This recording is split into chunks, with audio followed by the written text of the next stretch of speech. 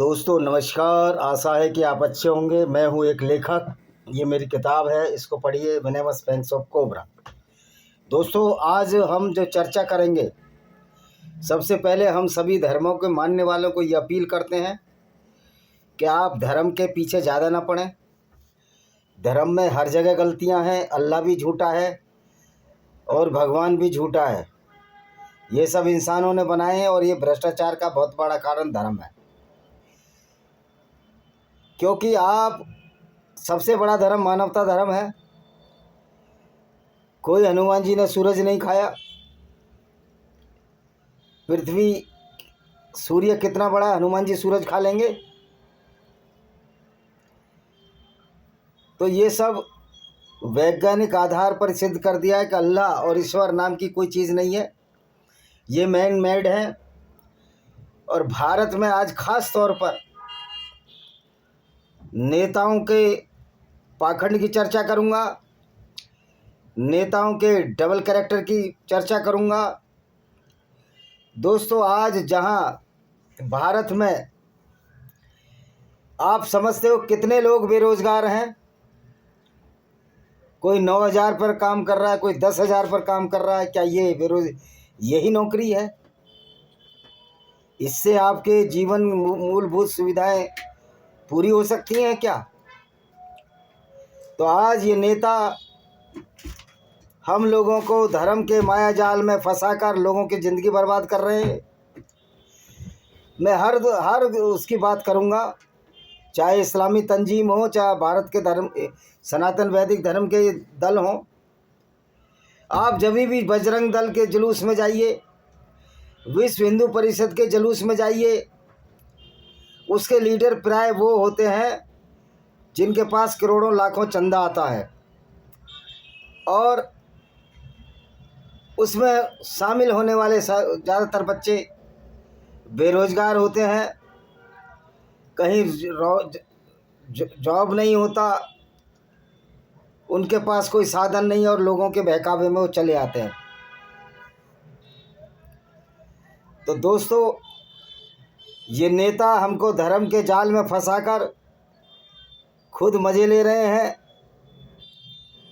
मोदी जी ने कहा था मैं इतनी नौकरियां दूंगा, क्या नौकरी दे पाए? कितनी नौकरियां दे पाए? स्टाफ सिलेक्शन कमीशन की नौकरियां कम हो गई। सेना में भी जवानों की भर्ती हो रही है तो अग्निवीर के नाम पर हो रही है।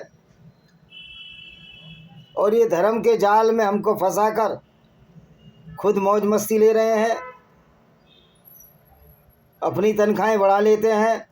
और सवाल ये है कि लोगों को भ्रम क्यों फैलाते हैं? ये इसलिए लोगों के बैंक खाते ये अपने दूसरों के चेक करते हैं, अपने बैंक खाते कभी चेक नहीं करते, क्योंकि ये फ्रॉड कंपनियां बनाते हैं, उससे पैसा उगाते हैं। और सारे नेता एक जैसे हैं, सब एक दूसरे को बचाने में लगे हैं। मोदी जी खुद राहुल गांधी को बचाने में लगे हैं और राहुल गांधी खुद सुब्रमण्यम स्वामी ने भी कहा है कि राहुल गांधी की जमानत मोदी ने कराई। तो ये सारे एक ही थैली के चट्टे बट्टे हैं। आज देश में बेरोजगारी भयावह रूप ले रही है। इन्होंने नक्सलवाद तो खत्म कर दिया, क्योंकि नक्सलवाद से इनकी जान और माल को खतरा था। उसको कम्युनिज्म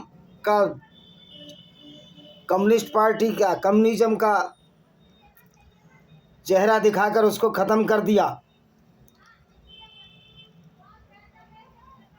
और सोनिया गांधी, राहुल, ये सारे चाइना गए।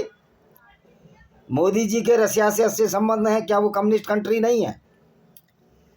तो नेताओं का जो आडंबर है, जिस तरह नेता ये हरकतें कर रहे हैं और गरीब आदमी और पिसता जा रहा है, ये लोगों को धर्म के झूठे पाखंड में फंसाकर लोगों की और बच्चों की जिंदगियां बर्बाद कर रहे हैं। आपने देखा किसी आईएएस का बच्चा कांवर लेने जाता है क्या? वो कितना भी सुपर ब्राह्मण हो, उसका बच्चा कांवर लेने नहीं जाएगा। नेताओं के बच्चे विदेश में पढ़ते हैं सारे। कोई नेता का बच्चा लीड करता दिखा किसी जुलूस को? क्योंकि राजनीति अब पेशा बन गई है और ये पेशे में मदारी की तरह जनता को नचा रहे हैं और जनता बेरोजगारी में कमज़ोर हो रही है, उनको न्यूट्रिट वैल्यू नहीं मिल रही, उनका पोषण नहीं हो रहा। और मोदी जी को तो सूट बदलने से फुर्सत नहीं है। मोदी नहीं, हर नेता की यही आदत है कि वो सूट बूट की सरकार होती है। क्या राजीव गांधी सूट नहीं पहनता था? ये सारे पेशेवर धूर्त और मक्कार हैं और राजनीति में आज वर्ष गुंडों का आ गया है। बड़े बड़े पापी संसद में चुनकर आ रहे हैं। तो मलखान सिंह ने सही बोला था कि पापी गुंडे तो संसद में डकैत तो संसद में बैठते हैं, चंबल में तो बागी होते हैं। मलखान सिंह की ज़मीन लूटी गई, उन्होंने मर्डर किया, और करे क्या आदमी। तो दोस्तों, ये देश महाविस्फोटक चिंगारी पर बैठा है। आपने देखा कोई नेता गरीब है? अभी हेमंत शर्मा के दुनिया भर का वीडियो डाला गया कि किस तरह से उल्फा से संबंध थे, किस तरह टेररिस्ट ऑर्गेनाइजेशन में था। उसके बाद ये असम गण परिषद में आया, जो स्टूडेंट यूनियन थी। उसके बाद ये कांग्रेस में आया और फिर बीजेपी में आया।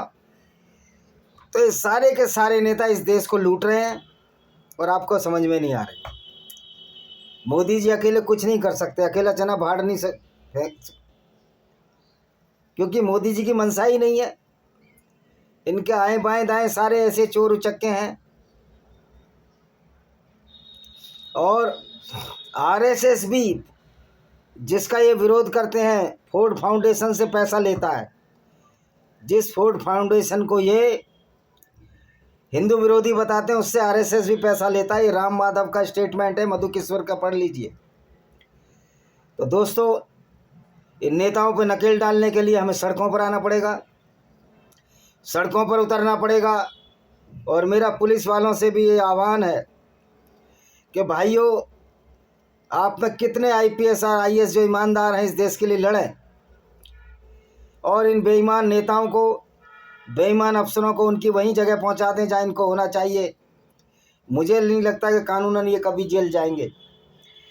तो उसका एक ही तरीका है कि हमें अब एक ऐसी क्रांति के लिए तैयार हो जाना चाहिए। मैं मोदी जी के खिलाफ क्रांति नहीं है, ये क्रांति क्यों, मोदी जी का तो कोई भ्रष्टाचार शुद्ध हुआ नहीं है। ये क्रांति उन बेईमान और भ्रष्टाचार अफसरों और नेताओं के खिलाफ होनी चाहिए। पब्लिक से बड़ी ताकत कोई नहीं है। अगर पब्लिक सड़क पर उतर जाए तो ईमानदार ऑफिसर भी उनका साथ देंगे। फिर पब्लिक की हजारों लाखों करोड़ों की भीड़ अगर इस बेईमान अफसरों और बेईमान नेताओं के खिलाफ हो जाए तो इनको देश छोड़कर भागना होता है। तो दोस्तों, आज हम प्रण लें, मोदी जी के हाथ मजबूत करें कि वो भ्रष्टाचार में हमारा साथ दें। जरूरी नहीं है बीजेपी के ही प्रधानमंत्री बने, वो एक अन्य पार्टी जो न्याय के लिए लड़े उसके भी प्रधानमंत्री बन सकते हैं। अभी तक मोदी जी का कोई भ्रष्टाचार सिद्ध नहीं हुआ है। वो कि हेमंत विश्व शर्मा का भ्रष्टाचार सिद्ध हो रहा है तो इसलिए आग बबूला हो रहा है। और दूध के दिले ये कांग्रेसी भी नहीं है, तो हम पार्टी की तो बात ही नहीं करते। तो दोस्तों, ये था वीडियो छोटा सा कि देश के बेरोजगारी चरम सीमा पर है और विश्व गुरु भारत बन ही नहीं सकता, इतना भ्रष्टाचार है इसमें। ये भारत भ्रष्टाचारियों का देश है। यहाँ जातिवाद, छुआछूत, इतनी बड़ी गंदगियाँ इस देश में भरी पड़ी हैं। जिस तरह इस्लामिक देश इस्लाम की वजह से बर्बाद हो रहे हैं। सनातन वैदिक धर्म की जो वसुधैव कुटुंबकम की परिकल्पना है कि हमारा पूरा दुनिया ही हमारा संसार है, बड़ा अच्छा संदेश है। फिर जातिवाद, छुआछूत क्यों है? तो क्या ये सही सनातन का चेहरा हम दिखा रहे हैं? बिल्कुल नहीं दिखा रहे। सनातन संस्कृति को विकृत किया है इन रामचरितमानस ने, मनुस्मृति जैसी किताबों ने। इन बुराइयों के खिलाफ ये लोगों को इसी में उलझा रहे हैं, मूर्खता में नेता। और अपना उल्लू सीधा कर रहे हैं। इनके खिलाफ एक युद्ध करने की ज़रूरत है। इसी के साथ हम इसी वीडियो को यहीं विराम देते हैं।